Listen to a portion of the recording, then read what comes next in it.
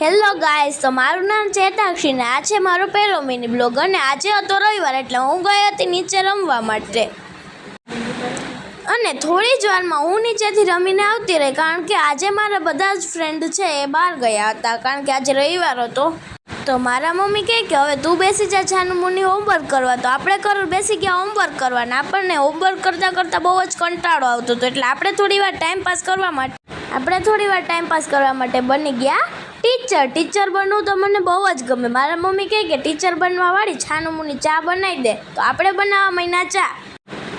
અને આપણને ચા બનાવતા આવડતી નહોતી, અને કેટલી ભૂકીને કેટલી ખાંડ નાખી આપણને ખબર પડતી નહોતી. અને પછી આપણે મમ્મીને બોલાવવા જ પડી, અને મમ્મીએ કીધું એ પ્રમાણે આપણે બનાવી નાખ્યો ચા. અને ચા બને એટલી વારમાં તમે લાઇક, શેર અને સબસ્ક્રાઈબ કરી નાખતો. આપણે મસ્તની કડક મસાલેદાર ચા બની ગઈ.